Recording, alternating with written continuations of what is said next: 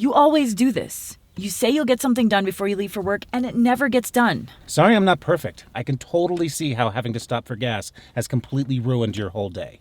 Yeah, it did. Look, I'll just fill it up tomorrow. It's not going to be the end of the world if it doesn't get done tonight, is it? Okay.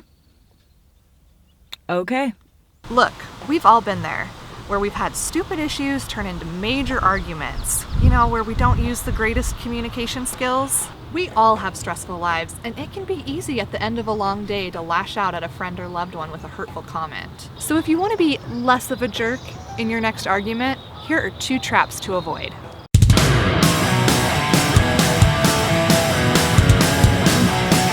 I can totally see how having to stop for gas has completely ruined your whole day. Sarcastic remarks.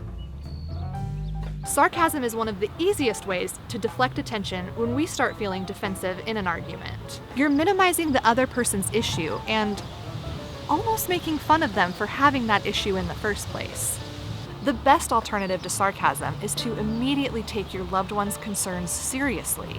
You don't have to be a pushover and start apologizing for everything. Just be objective and focus on the problem solving. You always do this. You say you'll get something done before you leave for work, and it never gets done. You're right. I did say that. I was running late for work this morning, and it completely slipped my mind. I'm sorry about that. Let me do that right now so that I don't forget again. Yeah, it did. Shutting down. When we're arguing with a loved one, it's easy to shut down, just sulking in your own frustration instead of trying to deal with an argument that's gotten away from us. But really what we're doing is just giving the conflict a chance to fester and turn into a bigger issue. Ignoring something does not make it go away. Instead of just giving up when things get too heated, try pivoting to focusing on more solution-based suggestions. It's not going to be the end of the world if it doesn't get done tonight, is it? It's not the end of the world, but it does impact my routine when I'm trying to get the kids picked up and get dinner on the table. Is there a better time you could do it? Well, instead of waiting until tomorrow, could you just do it today to make sure it doesn't get forgotten? Mastering these tips takes practice.